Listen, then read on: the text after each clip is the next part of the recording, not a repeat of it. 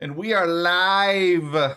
What, season 5, Mark? Is that where we're at now? Generation Orange, season 5. We are technically live. This is Houston Dynamo 2023 season preview. Man, it has been way too long, Mark. I don't know about you, but I've been itching to get this actually kicked off for the season.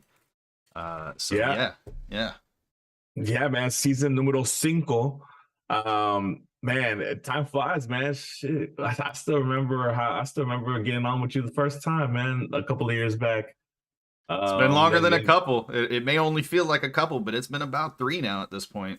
man, yeah, man. It's been good times, fun times. Obviously the show has gone a little bit better with with obviously with large deal to all the great things that you do, Sean, behind the scenes.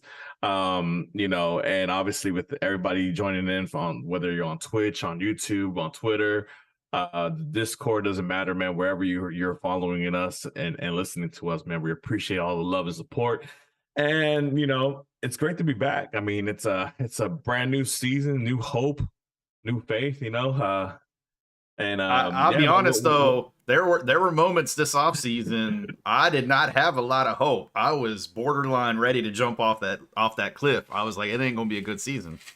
Yeah, man. So like let me introduce my guy here. This is Diesel Jr. up here. He's gonna be joining me. You see him right now with a happy face because obviously like I mentioned, brand new season. So we're 0-0 or we're tied for first place right now. So everything's good. I got my orange power Gatorade ready to go. I'm about to pour some up into my Surge cup. Shout out to Surge. Pour that stuff in there, get that drink in. And let's get started. I mean, a lot of things going on in the off season, a lot of things to talk about. But before we talk about that, Sean, how was your off season?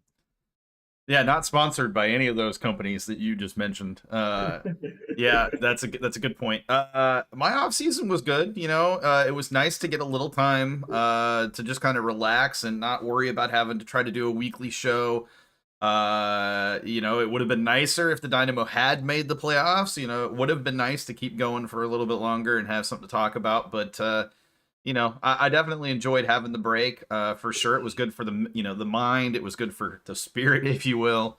And I think on top of that, it was good to have some time to kind of work on some other things. Work as always. There's the beginning of the year stuff that just it is crazy. So having that off season, not really hit me until probably like last week was good because I just now have gotten to the point where work has started to calm back down. So yeah. What about you?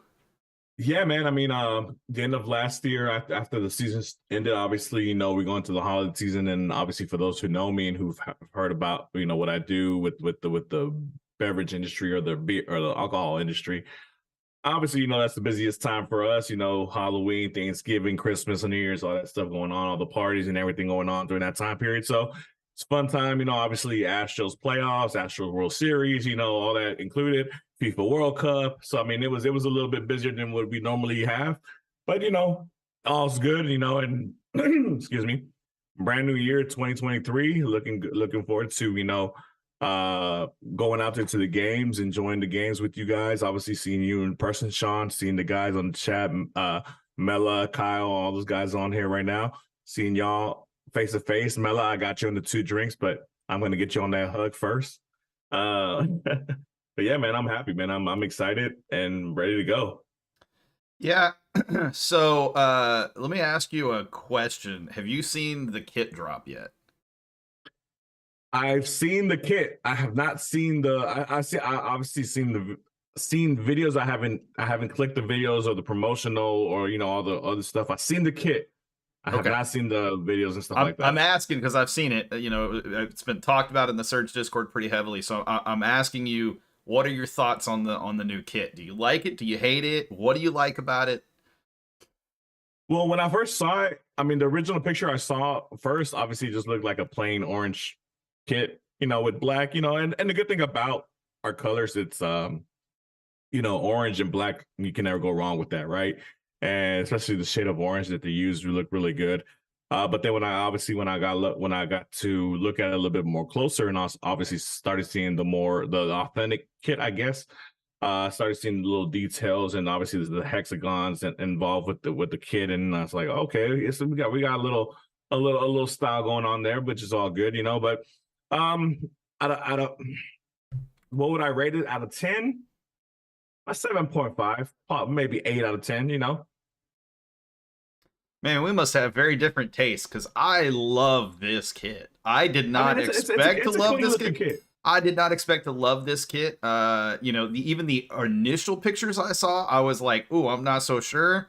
But then, different lighting, you get a much better, clearer picture of what they were going for, and a much better look of what the kit actually is intended to be. And I think it'll look a lot better in person because you'll pick up on a lot of those little details. Yeah. Because initially it looked like it was you couldn't see the hexagon outline. Hmm. All you could see was that kind of diamond shape. And the diamond shape is kind of cool. It's a retro-y looking kind of diamond shape, but the hexagon outline in that kind of very lighter orange, it just makes it pop so much more. And that black, now the black stripe on the back, I could probably do without that, but I kind of like it because at least it's something on the back instead of it just being straight, just basic. And I I'll think give him. oh, go ahead. I'll give him 1 point. Obviously with the black outlining, I think I like the black outlines and stuff like that. The black stripe you mentioned, I like that. Obviously, and I do like it that they got away from the Space City blue. I think, the orange and black is they're a good combination. Like you mentioned, when I first saw it, I saw it from afar and it looked like just a plain orange kit, right? And if that's what it was, probably would have got a 6.5 from me out of 10. But then when I actually saw the authentic one and looked at all the details and stuff like that, obviously I noticed the differences. I noticed the hexagons and obviously the stuff that you mentioned, and it looked a lot better. The reason I give it an 8 out of 10 is because I think with orange you can do so much. Obviously I've watched soccer a lot, mostly all my life, right? And I've seen classic orange kits, whether you're talking about like Netherlands or even teams in Russia. And I seen what they do with orange kits, and I'm like, man, I wish the Dynamo will get on that train and do something a little bit more creative. Yeah, I think there's something to be said though as well. Those kits, that they're going to require a bigger market for merchandising too. And right More now, support from us. that's what I'm saying without saying it. Yeah. I'm trying to be gentle with it. It's really going to require us as a fan base to be more vocal. I think like and we talked about this multiple times throughout the last couple of seasons, but Ted is showing himself as an owner to be invested in this team, financially invested in this team in terms of making sure it's successful on and off the pitch. Those were things that I wasn't certain about. Even some parts of last year, I wasn't certain about that. But going into this offseason, watching how things have transpired this offseason, listening to the conversations, getting a chance to talk to some people behind the scenes, Ted is invested. And Yes, to he me, is. to me, that is a change from what we had before. And it's not to say that Brenner wasn't invested, but the way that Brenner was invested, Brenner saw it as an opportunity, in my opinion, based on everything that I saw and heard. It was less about the team being a winning team or a championship contending team, and more about him wanting to own a professional Major League Soccer club and also just wanting to be involved in the business from a media perspective. And I think there's the difference, right? Ted is more than just the media side. He wants so much more than that. And Yeah. the fact that he's involved on the NWSL side with the competition committee over there, and also with a couple of the different committees within MLS on the board on the different boards there, that tells me that he's invested in the growth of the league, which means he's invested in the growth of this team. And it's not just about the World Cup. I've had questions, I've voiced them on here. Is he just getting into it for the World Cup, trying to use that hype, trying to ride that hype wave, and then he's going to get off at the first stop of 2026 once the team has reached its potential in terms of selling power to be able to sell to a higher bidder? I don't believe that's the case anymore. Having talked to some people, having listened to some people, having observed the way that the Dynamo have done business, and also the various not just players, but staff and personnel that have transpired this offseason, I'm of the opinion that Ted is here and he's here to stay. And he genuinely believes that Houston, as a soccer market, as a viewing market, as a fan market, is one of those places that if it's done right, if the introduction or reintroduction of the Dynamo and of soccer professionally is done right, that this market can supersede a lot of the existing markets that are out there and well above and beyond what we've seen. Yeah, man. I mean, obviously not just with the improvements that they've made in the offseason with the players that they brought in, but I mean, obviously the stadium, the things that they've done around the stadium with the new seating, with the new amenities inside the stadium, they're going to be available for the consumers and for the fans and supporters. The new, just brand new things, for to kind of liveling up this franchise that needed a little bit of a resurrection, right? And I think Ted is fully invested. I mean, it's always in the back of the minds of fans and supporters when the new ownership comes in, like what's their purpose? What are their intentions? There's always rumors of this can happen, this can happen, they can move the team, they can just be here for the money, they can just be here for whatever, and leave us as fans and supporters out in the just basically out in the dark, blind as bats, right? And luckily enough, obviously with Ted and obviously with Pat and Asher being as open as they've been with communications as far as player acquisitions and just things going on around the club as far as personnel in the front office being hired, things going on with the stadium, the upgrades and improvements around the stadium, and just the club in general. It's a breath of fresh air. Yeah, for sure. Let's not beleaguer the point. The whole purpose of this stream, the whole purpose of this show is to preview the season. And obviously, when we're going to preview a season, that means we also have to, at least a little bit, kind of review where were we at before the offseason began or in the offseason. Well, a big part of that was the Dynamo didn't make playoffs again. They were on the outside looking in. They were one of the worst teams in the Western Conference and one of the worst teams in MLS across the board. They had a coach that didn't even last a full season with the club, who was supposed to be an ushering in of a new era with the Dynamo. We have a new GM. Last year had a new GM who came in and he has admitted that even he was not really ready for the amount of additional work that was going to be kind of placed upon him in terms of building things up and working on things.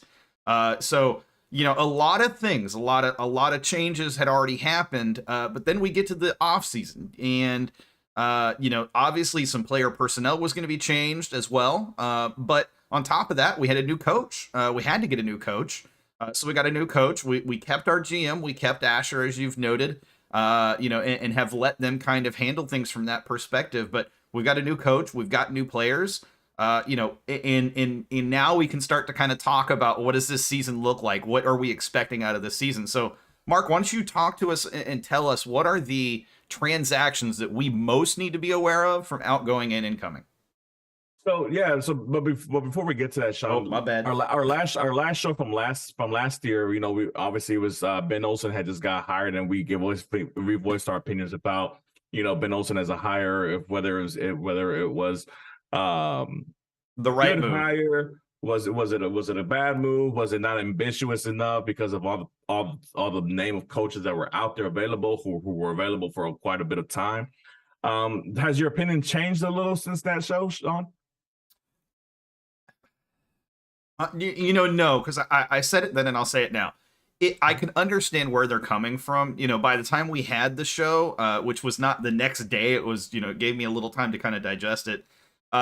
It was one of those situations even then, and I said it, that, I kind of understand where they're coming from with this hire. You look at Paulo Nagamura, he wasn't doing anything as a coach. So, and yet when Bundy came in as interim for five matches, Bundy proved that the talent here on this team was good enough to win in MLS. Now, maybe not win the MLS Cup, but at least good enough to win matches in MLS. And it was no doubt, you watched how the team played, and it was a completely different attacking team, a completely different look from the team in general. And so, I think if I'm a Pat or I'm an Asher or even Ted, I'm looking at it and I'm going, I don't need a massive upgrade over Paolo. I need a good enough upgrade because the goal is to get to playoffs this year. The goal is not, people are going to hate me say this, the goal is not MLS Cup. I don't think there's any doubt this team is not going to be in a position at the end of the season to compete for MLS Cup. With that being said, or maybe I should say Supporter Shield. Now there is always a possibility because once you make playoffs, anything can happen because it's just a few matches at that point. But it wasn't going to require a major hire to improve this team enough to be good enough for playoffs. So I kind of get where they're coming from, and I think to some extent Pat's view on it was he wanted somebody that he could have some level of control, if we're being honest, familiarity, but also some control. Pat didn't want to concede that control that he had over building the roster. He didn't want to give that up. And I think a lot of the bigger names, they were going to want control over the roster to pick and choose what players were brought in at what positions they wanted to make, they were going to want to make the team their own team. And so I think from that aspect, from a business perspective, sports business perspective, it makes sense. Now, is Ben the best hire for the job? In my opinion, no, but he has time to change my opinion. But he's still better than what we had at the time, and he's definitely better than where we started last season. And the work that Pat and Asher have put in over the last month and a half to improve this roster, I think will pay dividends with a coach like Ben Olsen that knows what he's doing, in certain areas of the pitch. Yeah, I mean, just to piggyback off of what you're saying before we go into the transactions that we made over the offseason, I mean, I was I don't want to say a little, I was a lot underwhelmed by the Ben Olsen hire. Obviously, I know he's a well-known coach in MLS. He's somebody that, obviously has a lot of experience and has structure. He's won in MLS a little bit. So, I mean, obviously when you compare him to what we have with Paulo and then Tab prior, obviously it's a big enough upgrade at the coaching position where you can be like, okay, I guess you can be satisfied, I guess, with the hire. But obviously, you want a little bit more ambition with that hire, especially it being the leader. But I mean, like I said, we'll see. I do agree with you with Pat, trying to hire somebody that he's not really like fighting for power with or having a power struggle with, instead of somebody he can work alongside with because he's had familiarity with Ben Olsen during their time with DC United together. So, we'll see what happens. And like I said, I mean, he's our coach now, so we stand behind him and we support him, and we hope that he does really well this season. But let's get to the departures this season, man. Before we get to the additions, I'm going to name off just the main ones. Obviously, obviously we know we had some minor players go off other places as well. But I'm going to name you the 5 big ones. And then just let me know, Sean, if any of these you think we should have kept, or you're just happy they're all gone. Obviously, our first one is Tim Parker, who was supposed to be our anchor for the defense. He gets sent over in a trade to the new franchise this season, St. Louis SC. Fafa Pico, who I love dearly and I hold deeply close to my heart, how everybody knows, is traded to Nashville SC. Adam Lundqvist is traded to Austin FC. Memo Rodriguez lands in LA Galaxy with Chicharito and those guys. Don't let the door hit you where the good Lord splits you, Memo. Bye. Okay. Sean's favorite player. Oh. And Matias Vera is sent on loan to the Primera División in Argentina to Argentina Juniors. Of those 5, Sean, would there be one player that you would want to keep, who you would have kept, whether he would have been a good depth piece or just, he would have been somebody that, you think he could have helped out the club this season? Did you mention Quintero? I don't think you mentioned Quintero in that 5. No, I didn't mention Quintero. Quintero. He went to a team in Colombia. I can't remember what team. Yeah, I couldn't pronounce it. Even if you put it in there, I would be able to pronounce it right. Yeah. I think of the 5 that you listed, no, there's not a single player that I'm like, oh man, I really wish we hadn't let go or hadn't sent on their way. If it wasn't for Lundy requesting to be moved, I think that would be a different situation. I don't think I would have wanted to see him moved prior to hearing that. And once I heard that, I'm like, the guy's checked out. Okay, bye, Lundy. Have a great time. Like, see Yeah. ya. It's not going to hurt my feelings to see you on another team. It hurts my feelings a little bit that it's Austin, but at the same time, that was the best deal that the Dynamo could get, and I got to It respect was a that. really good deal. Yeah, I got to respect that from a business perspective. They were able to get more out of Austin than they did anybody else. And you know what? If you can get Austin to overpay for a player they think is going to be phenomenal, then you do it. I mean, no questions asked at that point. So yeah, that one doesn't hurt me. I think Quintero, it would hurt me if it wasn't for some of the stories I've started to hear this offseason related to where some of the problems last year lie in terms of locker room, in terms of mentality, in terms of culture. And so I think that one, I'm perfectly okay with. And I loved Quintero from a, personal perspective. He was a fun player. He was super creative. He was one of our best players on the pitch year in and year out while he was here. But it was very clear that it was time for him to move on. And just all the other players, like I said, Memo, I am happy to see Memo leave. Vera, I am happy to see Vera leave because we upgraded that position substantially. Tim Parker, I'm happy to see Tim Parker leave because honestly, it was such a heavy burden on our salary budget for a player that just was not giving us anywhere near what his salary is and how much we paid to get him. Thanks, Trash Jordan. So yeah, of the 5 players, no, there's not a single player on that list that even those 6 really I'm not too hurt to see leave. Yeah, Georgie, what's up, George? How y'all doing? Noelia, I'm pretty sure you're watching too, so what's up to you too, girl? He says he misses Junko. He's obviously rumors are he's going to San Antonio FC in the USL, which I think San Antonio FC is. I think it was announced. I think it was actually announced today, or at least confirmed. At least confirmed. So he is. So and San Antonio FC are obviously the champions of USL, if I'm not mistaken. So I mean, he's going to a pretty established club over there in San Antonio. So wish him a lot of luck. To Sam Junko, he did a really good job with us for the time that he was giving out here. He was a high draft pick of ours a couple of years back. So I mean, good to see him land on his feet with an established club like San Antonio FC. For me, those 5 and I guess 6. Now that you mentioned Darwin Quintero, I think I'm on the same boat as you. Obviously, until I heard that Lundy requested to be traded out, Lundy would have probably been the one that I would have kept because obviously he was Mr. Consistent. He was always available, and half the job is availability and being able to be there for your club. But like you mentioned, once reports came out that he requested the move, then yeah, you don't keep nobody who wants to be here. If you don't want to be here, hey, bye. So Memo,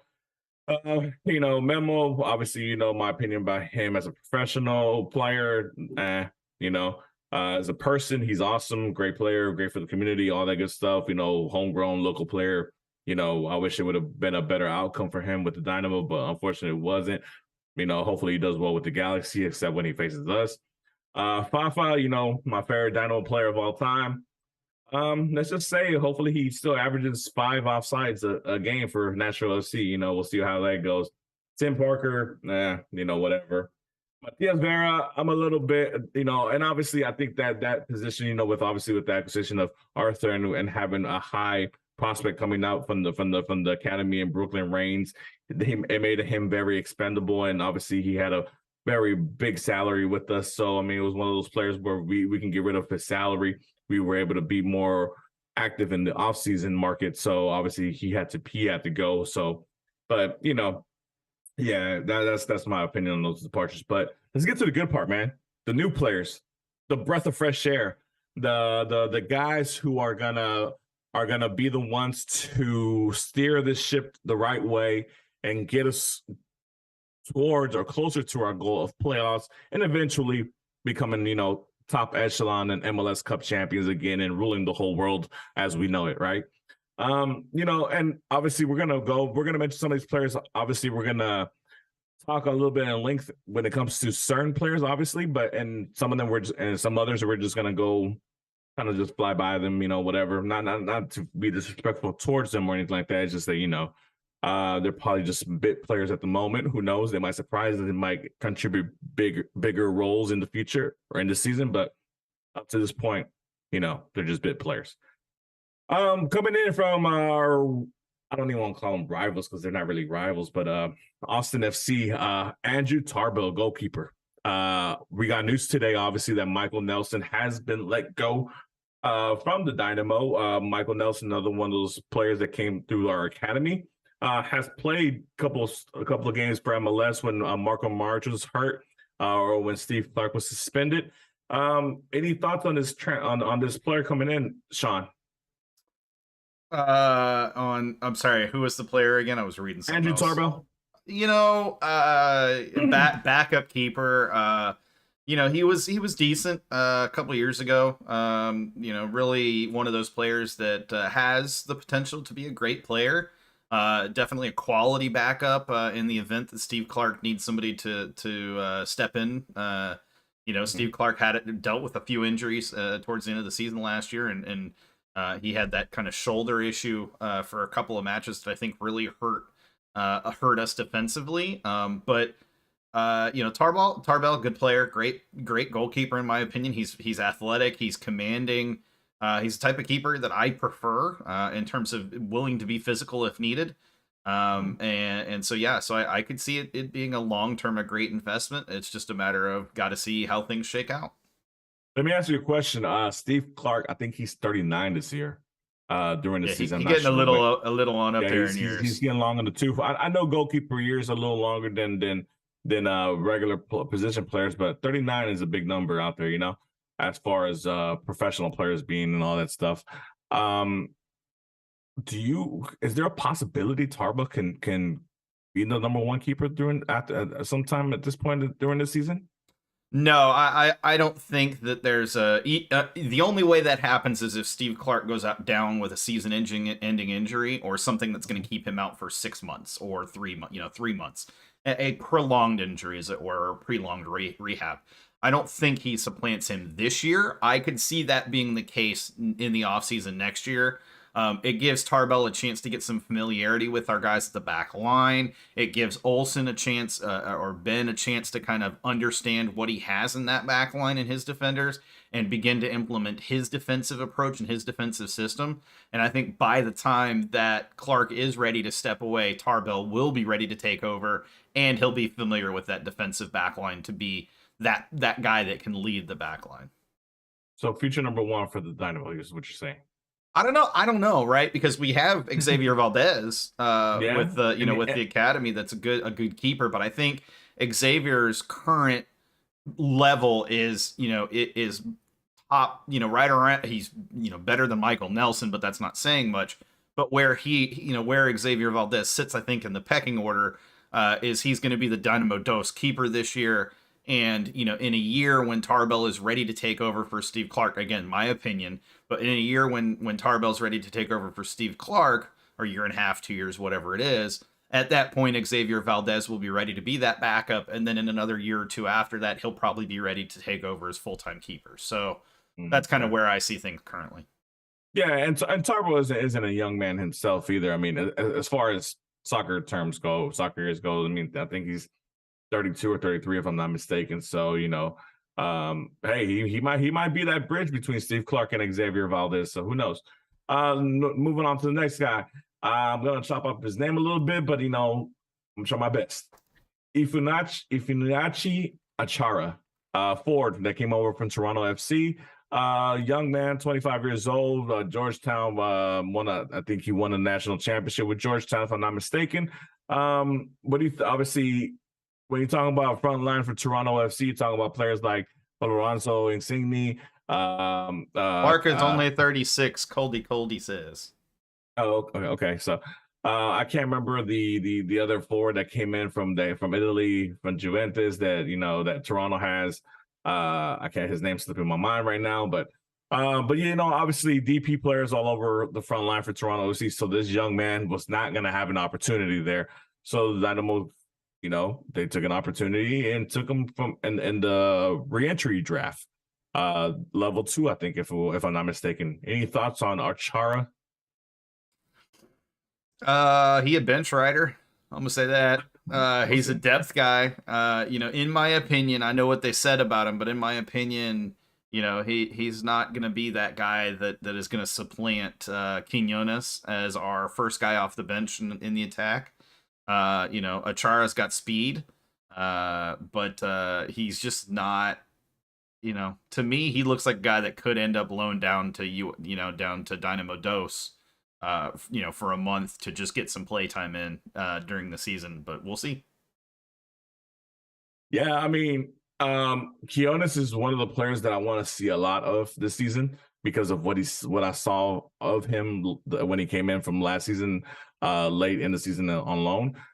So if Achara is beating up Kionis, then I'm disappointed already from the get go because obviously Kionis isn't doing what he needs to be doing to be higher in the pecking order. But as far as my opinion on Chara, I mean, we'll see. I mean, hopefully he comes in hungry. This is a brand new opportunity, brand new surroundings. Obviously a club that's trying to find diamonds in the rough wherever they can. So if he takes advantage of his opportunities and scores goals or provides goals or is the playmaker doing the minimal amount of time that he gets, he can earn more playing time and he can keep going. But we'll see what happens. Next guy, one of the names one of the bigger names, I guess, and within the MLS circle, I want to say he's a 2-time MLS champion. I'm not sure. I gotta check that out, but I know he is an MLS champion. Australian international, left back who last year he played with DC United.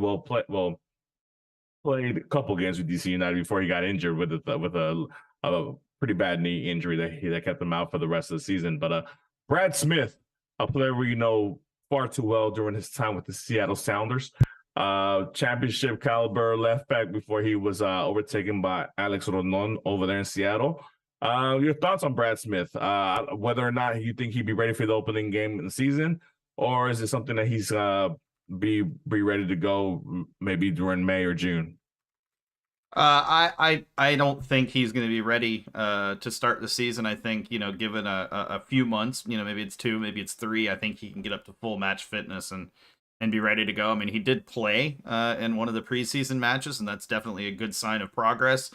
And maybe he's to the point of rehabbing at that level. But I also think the team needs to be smart and not push him too fast, too hard, too fast. Because you don't want him re-injuring that knee, and you certainly don't want him re-injuring it in the same way and having to get another surgery, especially considering they're paying money to get him here. But yeah, I mean, great signing in the long term, even in the short term, you get a guy who's a veteran who can help whomever is your left back to start the season, can help them adjust a little bit quicker, who understands how to play the game, how to play defensively in MLS. So I think it's a decent signing. Yeah, Brad Smith, to me, I think he's a legit signing as far as MLS goes. I think he's one of those players that can do very well to hold the defender down. Obviously, he comes from an organization that knows how to win, and that's what we're looking to find and bring into our organization. And I think he comes with a lot of high, personality, high characteristics that we want as for our defenders, especially in our back line, which is something that's been failing us for the last couple of years, last couple of seasons for sure. I'm very happy about the Brad Smith signing. Unfortunately, like I said, you don't want to rush him too quickly. Hopefully he takes his time. With the injury, and I'm pretty sure the medics and the trainers are doing everything they can to make sure that he doesn't have any major setbacks. Let's go to the other side of the back line, right back. Coming from defending the MLS Cup champions, the Los Angeles FC Football Club, Franco Escobar. Franco Escobar won MLS Cup with Atlanta United and LAFC last year, like I mentioned prior. So another championship caliber player that's coming in. Your thoughts on Franco Escobar? Escobar to me is a fantastic signing for this offseason. Just a really great player that understands MLS, understands how to play in MLS, especially at that position. He didn't have a superb season last year, outside of the league, but he's ready to come back in and play. And again, another player that I think, given time, can help you create something more at right back. With a younger guy potentially coming in. I don't think we have that guy on the roster necessarily yet. Griffin Dorsey is not it for anybody curious. I don't know. But given some time, I think that there's opportunities out there in MLS, to create good stuff. In my opinion, I think he might be the number 2 or for sure top 3 signing of this offseason currently for me because of the level of player he is compared to our player that we had in that position from last season. With all the respect to Seca and Griffin Dorsey, who's still on the team currently, but Franco Escobar, like you mentioned, is a player who understands MLS, who's played with MLS, who's played in MLS for the last 4 years, champions in 2 of those years. Very, very aggressive player, a player who has a great understanding of what is needed from him from that position. I think when you improve yourself in whatever position, and is that large of an improvement, there's only better things that can come for you when you improve your positions that greatly. With all the respect to the 2 guys from last year, like I mentioned. But yeah, I'm very excited to see Franco don the orange and help lead that back line and help that defense not leak goals into our net. So yeah, I'm very excited about Franco Escobar. The next player, I think he might have been the first quote unquote big name that we heard of coming into the offseason to Dynamo very early on. I think maybe like a week or so after the Ben Olsen hire as a coach. And we're talking about obviously none other than central defense midfielder from Columbus Crew, another MLS Cup champion, and Arthur. Sean, obviously we mentioned Matias Vera is loaned it out to Argentina Juniors, who was our starting CDM for the last couple of years. We have a very highly touted prospect in Brooklyn Rise who plays that same position. Obviously with that, when that happens, you need somebody of veteran leadership to kind of man that position. That's kind of like the arrow, the point on the arrow, right? When it comes to your defense. And Arthur knows how to be that point. What's your thoughts on Arthur coming into the Dynamo? Obviously, he has a relationship with Pat Onstad during the time with Columbus Crew. So are you excited to see Arthur follow Pat here to Houston? I am ecstatic. Artur is the type of player that this team has needed. I've said Vera is a serviceable MLS level defensive midfielder. But beyond that, I don't believe that Vera was the right guy to be the defensive midfielder for how bad this defense ultimately was. Being able to, being able to potentially get a guy, or getting a guy, I should say, that potentially could be an anchor that we've desperately needed. That's exciting to me. And Artur is the type of player that, as a true deep lying playmaker, he's going to be able to hold it down in front of that back line, but also create chances moving forward. And that's pretty great in my opinion. Yeah. So, I mean, like I said, I mean, I don't know if there's a big difference as far as quality between Arthur and Matias Vera. I mean, I know the thing that hurt Matias Vera was his lack of size, the lack of physicality.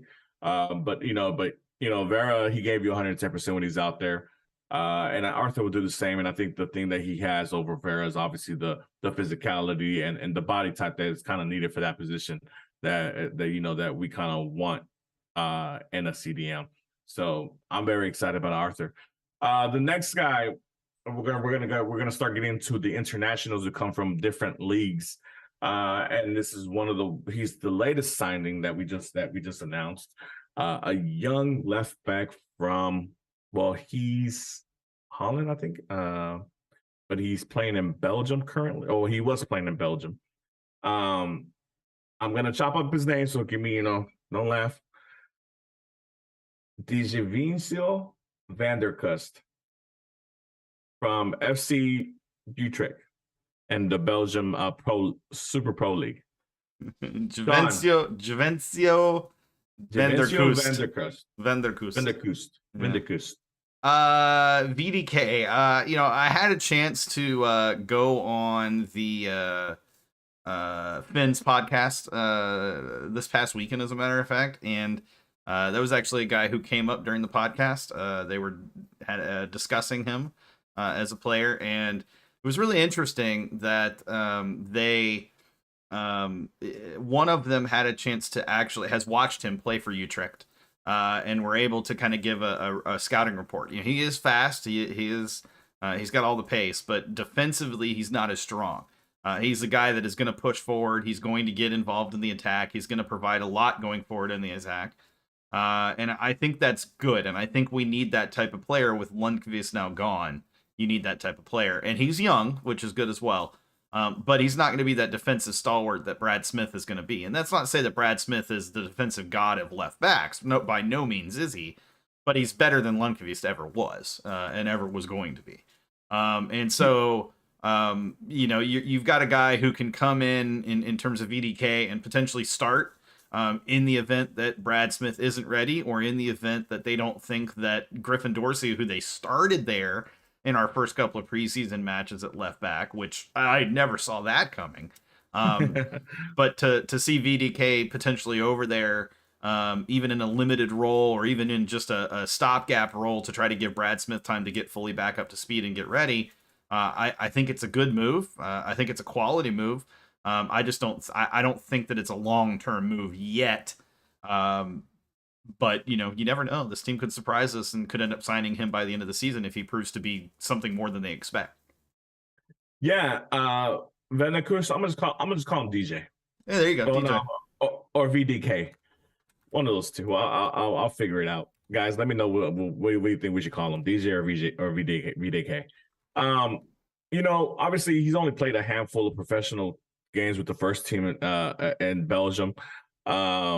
It's one of those players who you're hoping you're finding a diamond in the rough, right? He's young, he's talented, he has a lot of qualities that you look for in that type of player and for that type of position.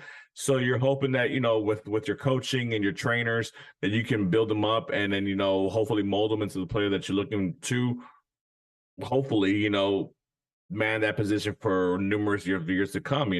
That's what you do when you bring in these internationals, especially these young internationals from abroad. You want to develop them, grow them, and then hopefully sell them off in the future, which is something that we hope to do more often here and the Dynamo FC, moving forward. But yeah, man, I'm happy about it, man. It's just showing me, that they're out there looking different countries, that have they're using their scouts in Europe and things like that. Obviously it's not a big sexy name from Europe or anything like that, but Holland kid playing in Belgium. I mean, it's very European. I mean, it's all the right countries, all the right nationalities. We'll see what happens, and if the kid is motivated and he doesn't get overwhelmed by the culture shock and the change in and leagues or pace or physicality of the league, then he can do great things. But we also got to remind ourselves that I think the kid is about 20, 21 years old. He is coming from a totally different country. And he might have a little bit of a ways to go as far as adapting to MLS and to the country in general. The next guy that I mentioned, I'm happy that he's here, because he's a player that I mentioned last year in the preseason that we should have gone after, once we signed Sebastian Ferreira. I'm glad that somebody in Dynamo looked up one of my old tweets, and was able to make that happen for whatever reason or not. We're never going to hear the end of Mark proclaiming he was the one who discovered Ivan Franco. I mean, look. I'm just saying that the proof is in the pudding. The tweets are there. They're dated, and they're there. But with that being said, Ivan Franco, coming from Club Libertad from the first division in Paraguay, a Paraguayan international, who obviously, like I mentioned prior, has familiarities with Sebastian Ferreira. They both play for the national team as well. but unfortunately, at this time, at this moment, he's not coming in at his best like he would have been if he would have been signed last season. So right now, he's coming in on a loan with I don't think it's an obligation to buy, but you know, an option to buy. Yep. So I mean, what are your thoughts? I mean, you're bringing in somebody who's familiar already with one of your top players in the team currently, and who's occupying a position that we were in desperate need of. He is a playmaker as well. So you know, Are you your thoughts on which Ivan position Franco? are you referring to that he fulfills? I mean, as a winger, Oh, okay. you know, or as a playmaker. All right. Just checking to make sure. Because some people have been touting him as an attacking midfielder, and I'm like, that's not his No, position. I see this. Well, we'll get to that later when we talk. But let's talk about Ivan Franco. You know, what are your thoughts on him coming in? Oh, Um, you know, I'm gonna be honest. Kid has a lot of hype, and I got a strong suspicion and a strong feeling that he's not going to live up to it. I think he'll have a couple of moments. I think this kid is oh boy, everybody's going to hate to hear this. This kid to me has the feeling of another Memo, a guy that has all the hype. He's got potential, but his ceiling is kind of limited. And the reason why people are hyped about him is because of his connection to Sebas Ferreira. But what people aren't considering is just because he's got connections to Sebas Ferreira does not make this kid a wonder kid, not by any stretch of the imagination. Look, he's got some pace, he's got some skill, but some skill and some pace is not going to be a top, you know, it's not going to be a world beater at the MLS level. He's not going to be a world beater he wasn't a world beater in Paraguay. So why is he suddenly going to become one in MLS? He's not. well, okay. Are you done? I'll let you talk because I know you got thoughts. You know, I'm gonna be a little bit disagreement with you on this That's one, why. Sean. Hey, you can disagree you know, with me all you want. I'm look, perfectly fine with it. He's coming in, like I said, like I mentioned, not having his best season, personal issues, personal problems. He wanted out of Paraguay. Sure, you know? sure. So it was something that needed to happen for him personally, and thankfully, because of the relationship we have with probably with that, and obviously with everything that happened last season with the Sebastian Ferreira transfer, we were able to make that happen. You know, sometimes, like I mentioned, you have to build relationships in this world of soccer, you know, with all these different clubs around the world, because you never know when that relationship is going to help. And like I mentioned before, for last year, him along with Julio Incencio, who currently is playing for Brighton in the Premier League and is actually, you know, pushing to start in the Premier League. Those two were the next up and comers for Paraguay a year or two ago. You know, he's a little older than Incencio by I think about 3 or 4 years. So obviously the more hype was on Julio than Ivan. But you know, with that being said, I mean, you know, personal problems aside, and hopefully, you know, with a fresh start, a new destination, new ambitions, being alongside an old friend of his, Sebastian, it'll give him all the ammo that he needs to show what kind of ability, what kind of talent he has, so that way, you know, he can prolong his career. Like I said, if he comes in here guns blazing and does the fantastic job that we all hope he can do with the skill and quality he has, I don't expect him to be with the Dynamo for that long. 2-3 years max, and then cool, you're sold. You know, like I said. So that's what we're really hoping for. You know, I think the obligation to buy, I think the fee is like 3.5 million. But I mean, if you get a player who's gonna average double digit assists, I don't know if he's gonna get that many goals off the wing. Like I said, I gotta see the team play and see how they play from out wide first. But if he can be that playmaker, that double digit assist guy, 3.5 million isn't nothing. You pay that in a heartbeat. Here's the thing though, and this is why I'm so low on this guy, on this kid. 3.5 million, and that's the same fee I've heard reported, 3 to 3.5. I've heard lower, but not by much, like 2.5. But still 2.5 to 3.5. You're talking about a basically DP player at that point when you pay that transfer fee. So what we're saying is the kid has to prove that he's a DP player in his first season in MLS. Guess what? It's not going to happen. I'm sorry. It's just not going to happen. So I don't think there's any chance that we're like, man, that kid's worth the 3.5 million. No matter. Well, I mean, it's a fee that's there. It's always negotiable, right?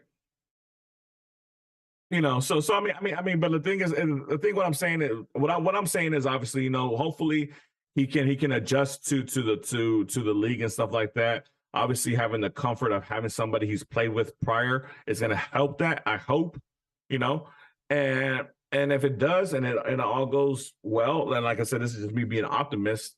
You know, then 3.5 or 3 million, whatever the fee is, because I'm seeing different numbers here on the chat.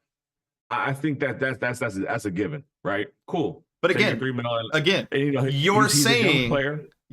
And I gotta say this, you're saying that the kid is worth the DP slot.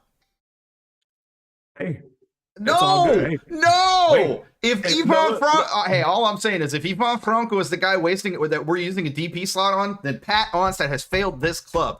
You want to talk about being aggressive? You want to talk about putting a statement out there? If Ivan Franco is a DP this time next year, I am done with this club.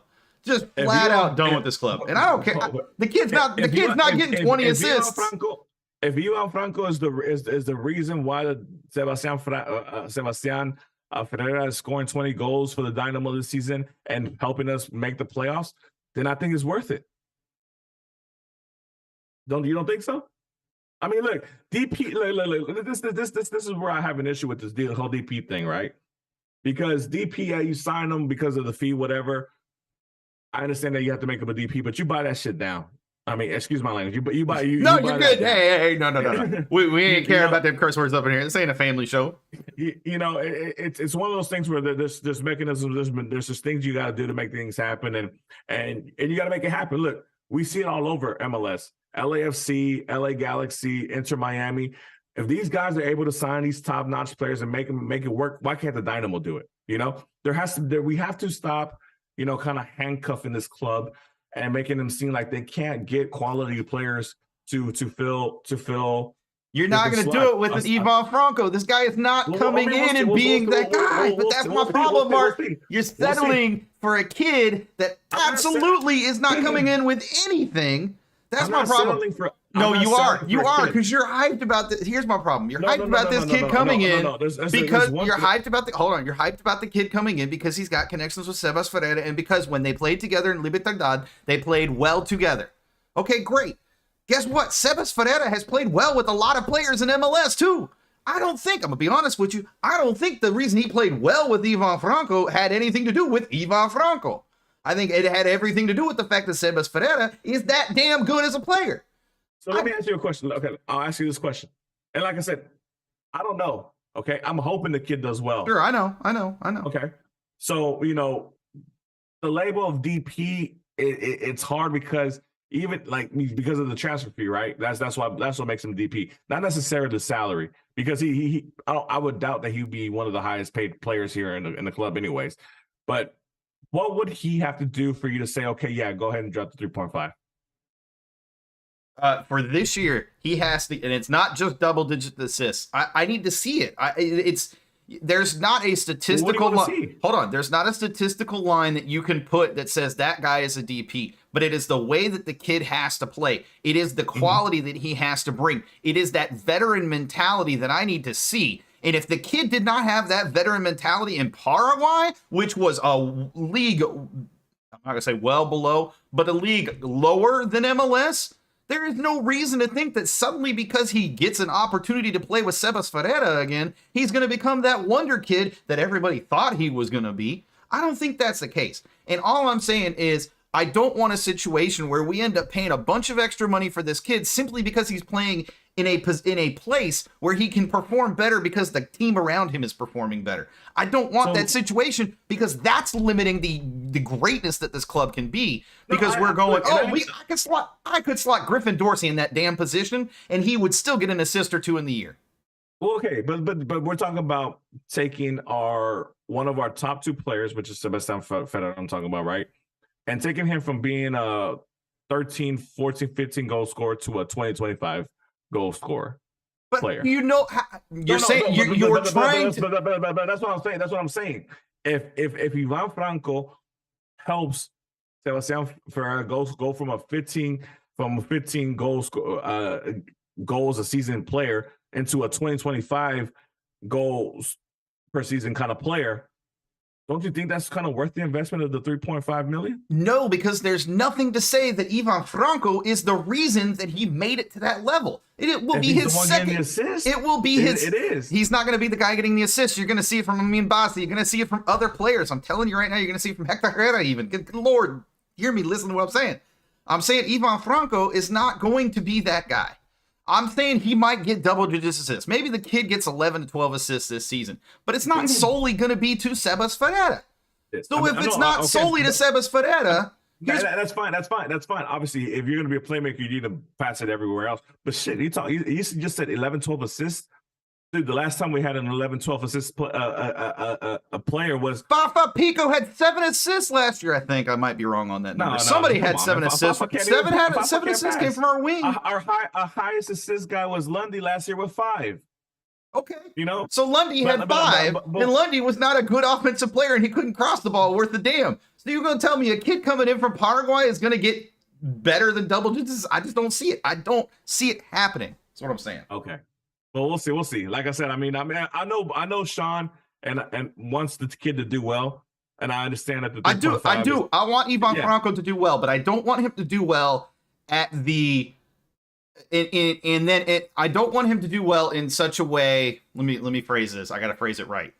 I want him to succeed. I absolutely do want him to succeed. I want every player that comes to the Dynamo to succeed. What I don't want to have happen is us try to force him to be successful at the hindrance of potential other players or potential other young players that could come up or could step in and be that guy.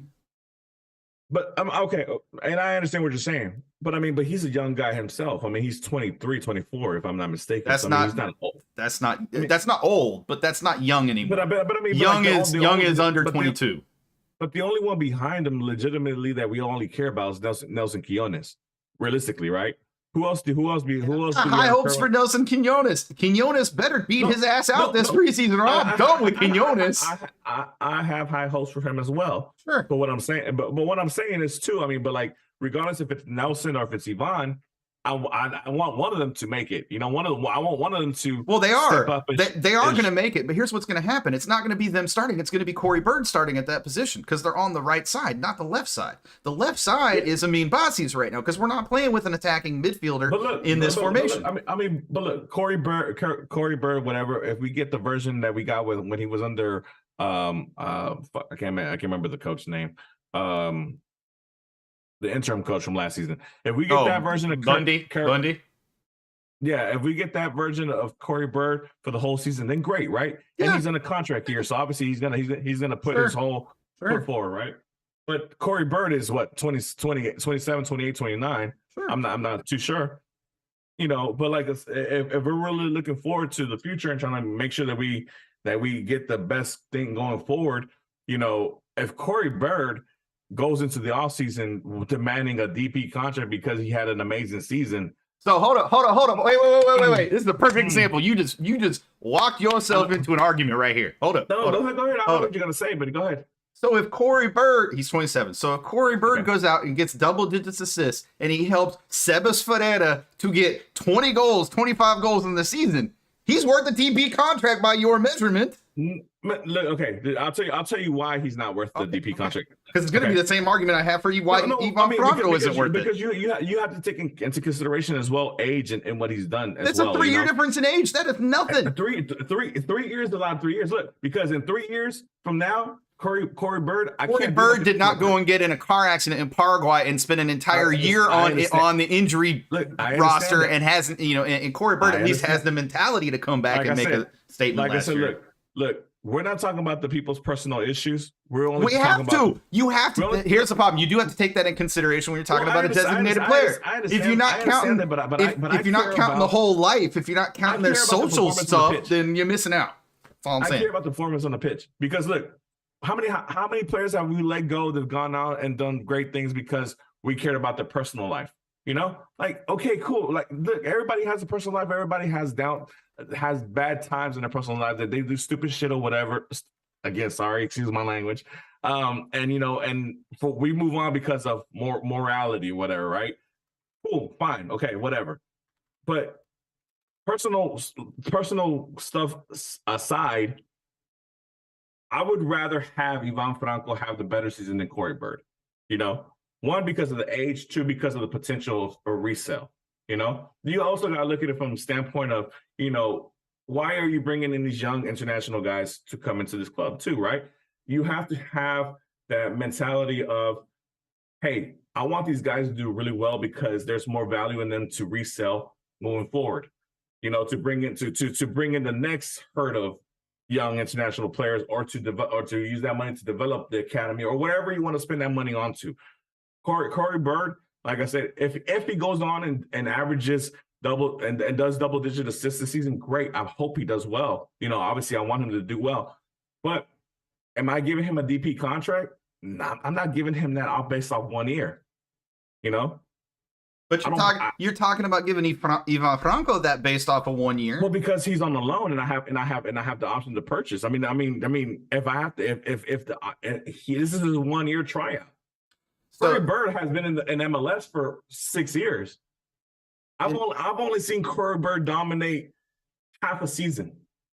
Well, that's because you didn't watch him before he played for the Dynamo. He actually did have a good season prior to coming to the Dynamo. Not that same season, the season before that. Yeah, but we'll see. Like I said, this is a good argument to have. I mean, look, we're arguing about Dynamo players succeeding. Yes. So that's agreed. So you know, I will say this. I'm gonna end it with this.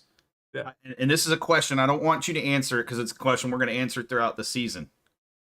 If Nelson Quinones and Ivan Franco both end up with double-digit assists and Sebastian Ferreira ends up with 25 goals, who do you keep? We'll talk about that this season. Okay. Now, the last player, and I think this is the one that, I mean, you know, I know we're still going to go an hour, but, you know, we're going to wiggle here a little bit longer because obviously we didn't expect to have a nice little argument there here about Ivan Franco. But hey, that's all good, man. Hey, let's be real. That's what people tune in for. Oh yeah, for sure. I mean, you know, for once we had an argument about something positive that might happen to the club.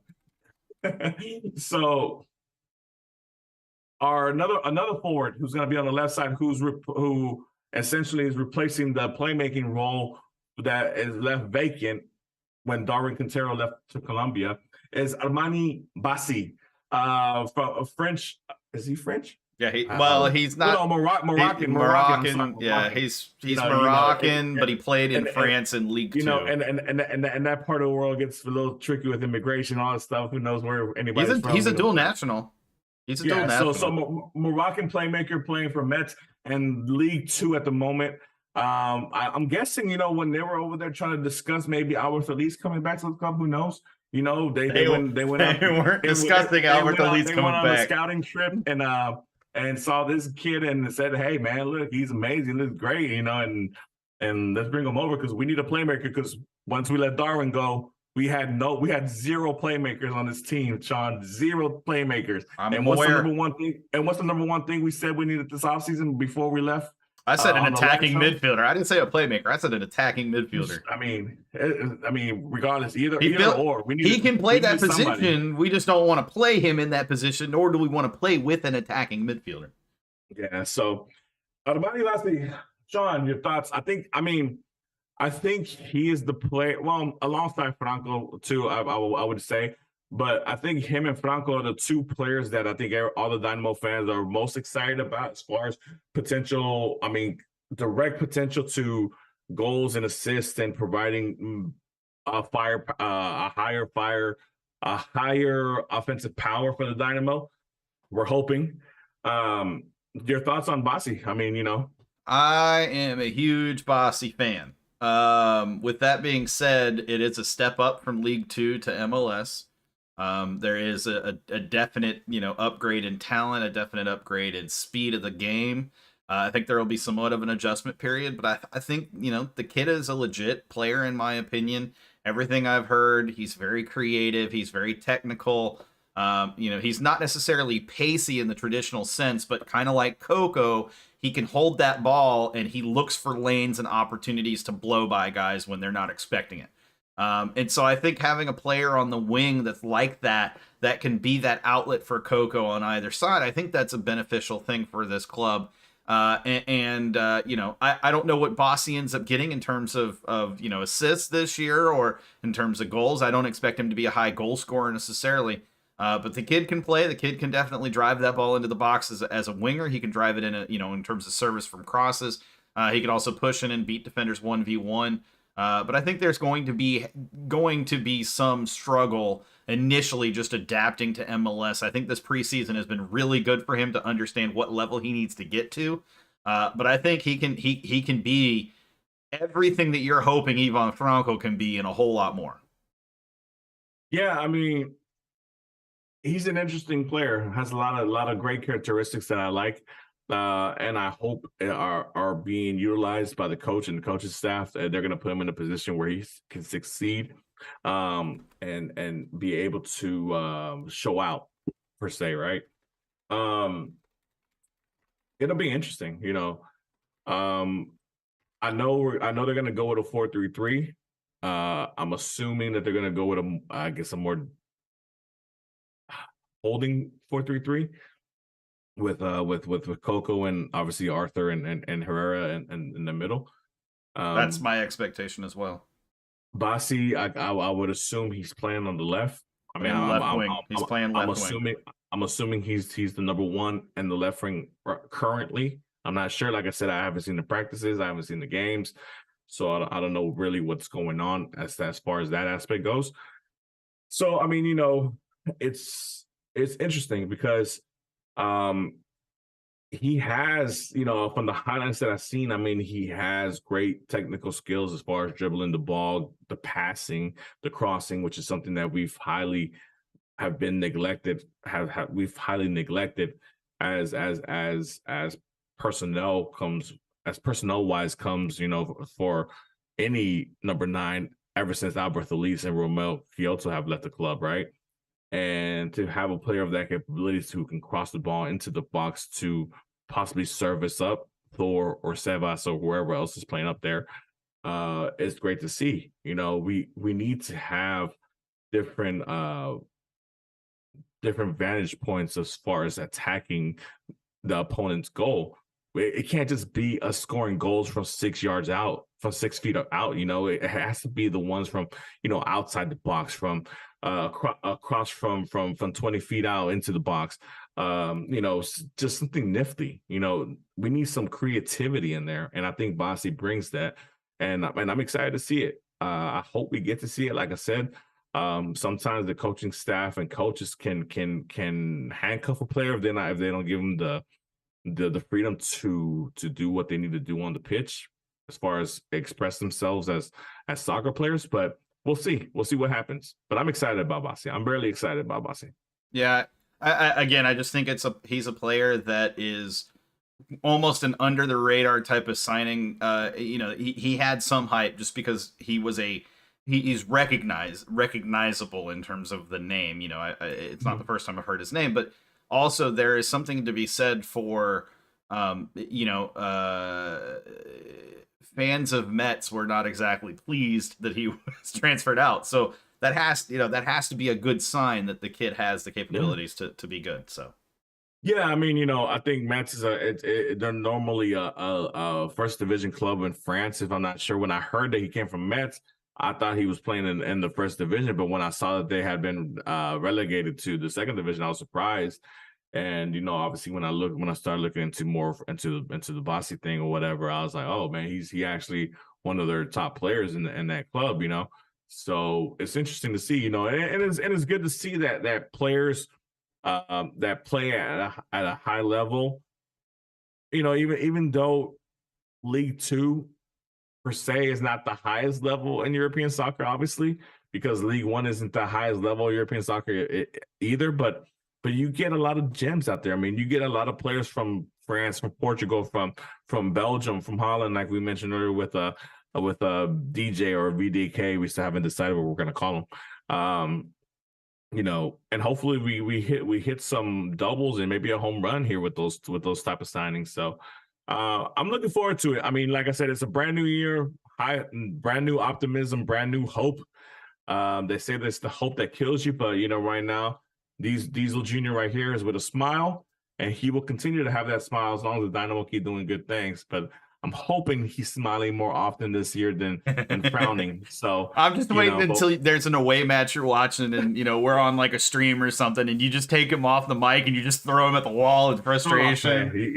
hey man, he might travel a little bit around this season, but we'll see what happens, man. I So, might but grab him, toss him back there. yeah, before we wrap up, we've got a little tradition we do, and considering we're not having a show next week, because we're both busy, with that being said, sir, we got some predictions that we need to put out there Ooh, into the world.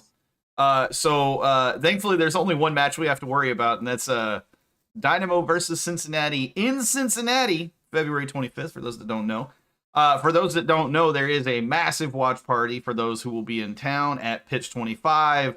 Official watch party hosted by the Dynamo, hosted by Pitch 25. All the supporters groups are going to be out there, with the exception of those supporters that are traveling. But yeah, so what's your prediction, Mark? Cincinnati, they were a pretty strong team last year defensively, improved tremendously from where they were the year before. What are you thinking? What are you feeling? Cincinnati is that prime example that that you can switch everything over within a season, and Cincinnati, I think they were back-to-back wooden spoon winners or whatever. And then all of a sudden they just started signing players left and right, players of high quality, and look at them now, man. It's great to see what they're doing out there. Obviously Dom Kinnear, old Dynamo ties, assistant coach over there. It's good to see him still in the league and doing great things. Man, it's tough because they have a two-headed monster up there with Brenner and Luciano Costa and I can't remember the other kid's name at this moment. He scored like 16, 17 goals last season. So Brandon Vasquez is who you're thinking of. no, Vasquez. Brenner is the Brazilian. No, Vasquez Brandon Vasquez. Brandon. Okay, yeah, Brandon Vasquez. Yeah. I'm like, no, bro, I actually know what I'm talking about. Don't shoot me down like that. Yeah, so it's a tough week one matchup, man, and like I said, our back line is gonna be fairly new. I mean, aside from obviously teenage, and I think Bartlow is ahead of Steers right now. So it'll be interesting to see that pairing, and then obviously who's gonna start a left back, and then obviously I think Franco's the right back. But to have that two-headed monster and then having Acosta feeding those two, it's a very hard week one matchup. And man, I hate to start off the season on a bad note, but it is what it is. I'm gonna go 2-1 FC Cincy. There's a preseason match this weekend against FC Frisco at not PNC, Shell Energy Stadium. Thank you. Shell Energy Stadium. Yes, sir. Shell Energy Stadium. There's also this weekend, if I'm not mistaken, it is this weekend. The academies are playing each other. FC Frisco and the Houston academies are playing each other at HSP, and there's some tailgate potential there. Hit up the Surge if you're interested in going. With that said, prediction for FC Cincy. I agree with you. It's a tough matchup. FC Cincinnati have a strong defense. They're tough to break down. And they have a really good two-headed monster in Brandon Vasquez and Brenner. And I even predicted Brenner as my Golden Boot winner for the season, and Vasquez as my MVP for the season, like MLS wide. So this, and to be fair, they were both right there. If you think about it in terms of, the number of goals, they both were pushing near the top of the league for total, goals each, and assists. And you're forgetting about the guy who's feeding them. And yep, Luciano Acosta. Yeah, Acosta is fantastic. And so, yeah, I just foresee another good season. They're built well. They're constructed well. Pat Noonan's done a fantastic job building that team up, and just the way that team is generating or running right now, it's they're going to be tough. But I as much as I want to give a Dynamo a win to start the season, I don't see it. I don't want people to get down on that. There's going to be some rough weeks just because that's the way MLS is. But I could see this being a bit of a slugfest. I think both teams coming in off preseason, there will be some rust. There will be some some of that. There will be some some players that are still trying to figure some stuff out type of thing, and some chemistry that's still being worked on. The scoreline, it doesn't do the Dynamo any favors in terms of frustrations from fans. But I'm projecting like a 3-0 victory for Cincy this week, or on the 25th.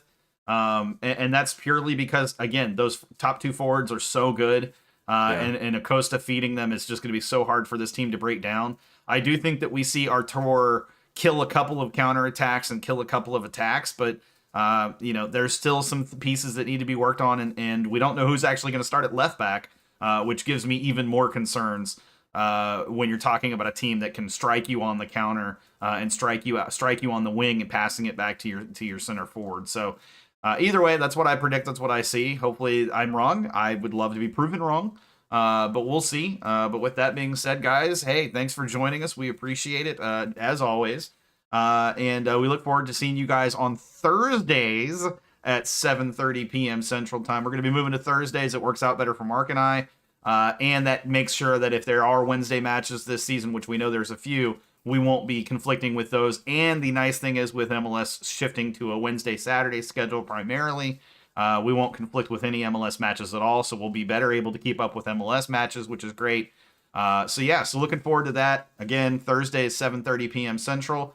Until then, guys, and again, not next week, the following week. Until then, guys, remember to hold it down.